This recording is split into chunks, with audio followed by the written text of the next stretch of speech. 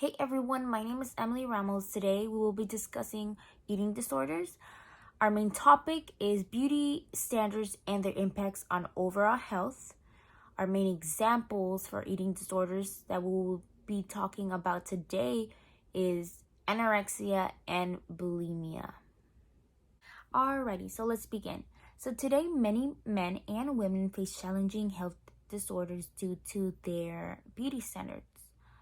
Many people believe that beauty is an hourglass body, curvy, tall, skinny, abs, muscles. It doesn't matter. Eating disorders are one of the many issues that men and women face today because they are not comfortable in their own skin or body. The following are the two examples that we will be talking about for today's presentation. Which will be anorexia and bulimia, as I mentioned before. According to the Mayo Clinic staff, anorexia is an eating disorder categorized by low body weight. They have an intense fear of gaining weight, so they control their calories by vomiting after eating and by misusing laxatives or diet aids. On the other hand, we have bulimia. Now, bulimia is a very serious health disorder, potentially life-threatening. People with bulimia may secretly binge. What that means is they eat a large amount of foods with a loss of control of their eating. After that, they purge, trying to get rid of those extra calories. So now let's move on to research. In 2007, a study asked 9,282 English-speaking Americans about a variety of mental health conditions, including eating disorders. The results published in Biological Psychiatry found that 0.9 of women and 0.3 of men had anorexia in one point of their life. Now that just comes to show you that this is a psychological problem, because your body is telling you you're fine, but your head is telling you no, you're not. You just ate a big piece of pie, so now you have to go purge or get rid of those calories, which is not true. You can do this in a healthy way without having to risk your life. In addition, a research study reviewed the cause of death across death certificates in the US for the study's given time window, and found a mortality rate of 3.9% for bulimia. Now, this just should tell you that this is a very serious condition. All in all, these are very common eating disorders, and I generally believe that they relate to social media and their beauty standards. Both men and women go through this, as I mentioned before. They're not comfortable in their own body. They want to change that. However, this is not a very healthy way of doing so because it is deadly. We are all unique. We are all beautiful, and no Instagram model, no actress, no superstar can change that. But I'm not going into further detail with that. I will let my team elaborate on how social media relates to today's beauty standards. So now let's move on to treatments. So how can we help? What if I was going through this? What if my friend was going through this? I would suggest rehab, visiting a psychiatrist, visiting a doctor. Tell an adult if you're going through this. I'm sure they will try to help you and try to figure this out. If you want to really change and lose weight in a healthy way, there's so many ways you can do so. I'm sure if you are overweight, as you may think, a doctor can confirm that and you can work it out. How they tell you, I'm sure they have tips on how to lose weight in a healthy way. Thank you guys for listening. Now we will move on to our next subtopic. Hello everyone, my name is Carolina Rodriguez, and for our group project we chose beauty standards and their impact on overall health. So as my part of the group project, I was assigned the mental disorders and social media or influencers and how they impact our overall health. And our first topic was mental disorder. So a mental disorder can include anything from depression, bipolar disorder, schizophrenia, or other psychoses. Social media can be defined as forms of electronic communication, such as websites for social networking and microblogging, through which the users create online communities to share information, ideas, personal messages, and other content such as videos. And our last term that we can define is influencers. So an influencer is one who can exert influence on a person.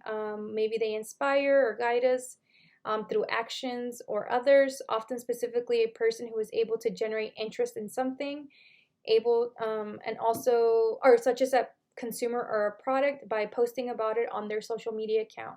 And some examples of social media accounts are things like Pinterest, TikTok, Instagram, Facebook, and so on.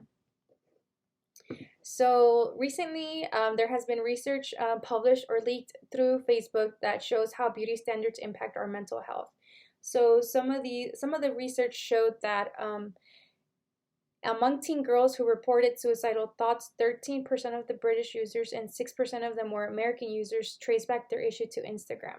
So on Instagram, there are influencers who will advertise maybe like some new diet trend, such as keto or a new protein powder to use to work out. And a lot of these pictures that are posted are not disclosed to be Photoshop. So a lot of these beauty standards are set by these influencers, as mentioned before, such as a small waist, a big butt, and big chest, but also a fit body. So a lot of these beauty standards are set by these influencers through their social media account, which can sometimes cause distress in the users, such as the research is showing. So other effects that it can have is low self-esteem, anxiety, and depression, and as Emily mentioned, eating disorders.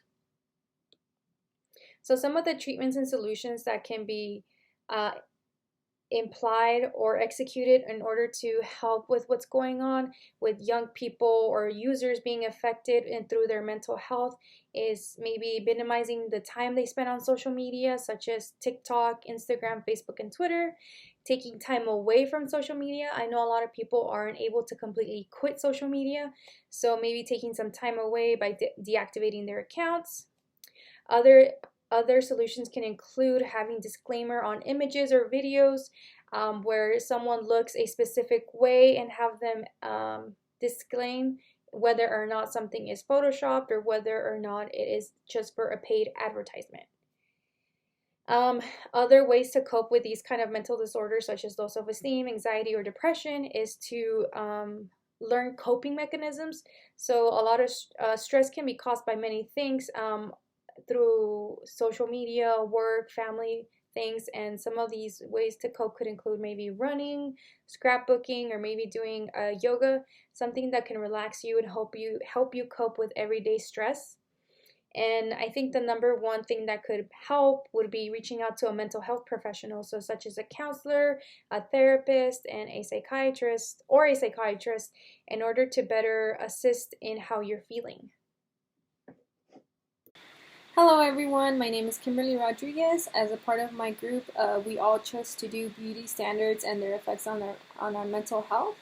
I will be talking about medical procedures, specifically cosmetic and plastic surgery. So cosmetic and plastic surgery, what they do is they change your appearance. So some people might get a nose job, some people might get their eyelids done. Other people get breast implants or reductions. Another popular one right now is the Brazilian butt lift, or the BBL, and of course liposuction, or removing body fat. So do plastic surgery or cosmetic surgery affect our mental health?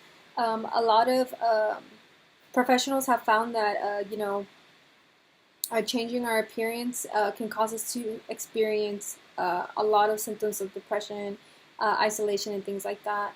One researcher found that patients who are dissatisfied with their surgery may request to repeat a procedure or experience depression and adjustment problems, social isolation, family problems, self-destructive behaviors, anger towards the surgeon and his or her staff. Emily did a very good job of covering, some of the things that can come from getting such procedures. Or and Jesus did too. Emily covered eating disorders, which is something that can happen, as well as Jesus covering body dysmorphia, which I think really ties into why some people might gravitate towards getting, a cosmetic procedure or plastic surgery. So a cosmetic procedure is less invasive, whereas a plastic surgery, they're digging into your body. So a cosmetic procedure would be like maybe lip fillers, whereas a plastic surgery would be breast implants, or like a Brazilian butt lift. So the most common plastic surgery procedures vary throughout the year. So I guess their trending in popularity will change. Right now, one of the most popular ones is buttocks augmentation with fat grafting. It increased 118% since 2013, which I think also correlates with what Carolina was talking about, social media influencers, people like Kylie Jenner, and all, the Kardashians, where, their, income is flashing their body, and, causing, young impressionable minds to be like, well, if they can attain that, why can't I? Lastly, these medical procedures do come with a price. Sometimes it's physical, like, for example, hematomas, blood loss, infection, even nerve damage, but some damage is not visible, such things as, if you have a botched procedure, you're self-conscious, now you're insecure, which can cause depression, isolation, these are all, these eventually all take a toll in our mental health. There's also the other side where it's like, if the procedure doesn't necessarily have to go wrong, but a lot of people who start getting these procedures can't seem to stop. So they feel like they haven't attained that level of perfection that they started looking for when they started wanting these medical procedures.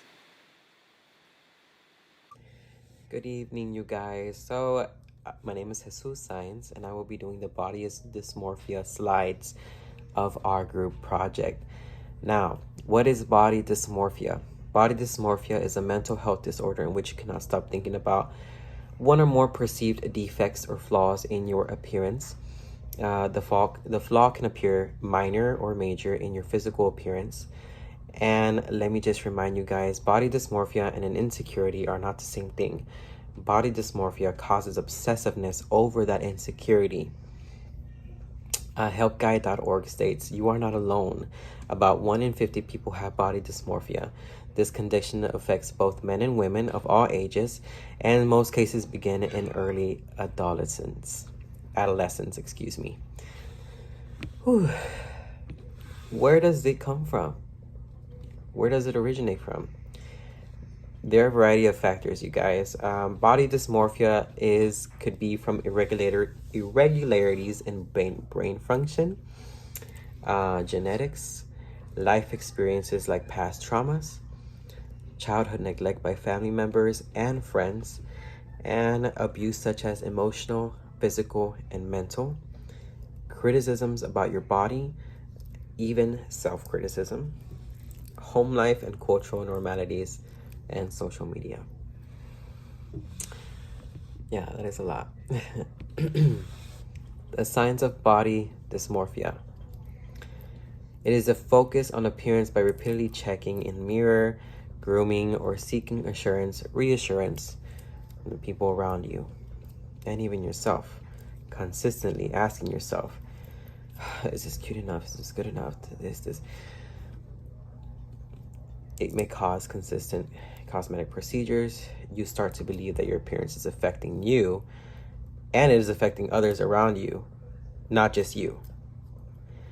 You may start to compare yourself with other people consistently. You may have an excessive focus on one or more parts of your body that you feel uncomfortable with. The effects of body dysmorphia can cause depression, mood disorders, suicidal thoughts, behavior, social phobia, obsessive compulsive disorder, eating disorders, substance abuse, skin picking, even physical pain or risk of disfigurement due to the consistent surgical procedures of wanting to fix yourself and wanting to feel better about yourself. Lastly, we have treatments. There is no known cure for body dysmorphia. There's only treatments for it, such as cognitive behavioral therapy, medications based on behavioral, such as depression control, anxiety control. Another treatment would be preventing it at a young age by detecting it sooner. And the lastly would be creating healthier habits for your overall improvement, such as exercising and surrounding yourself with people who are motivating and positive and may change your mindset, changing your eating habits. It could be many of those things. Thank you so much for listening, you guys.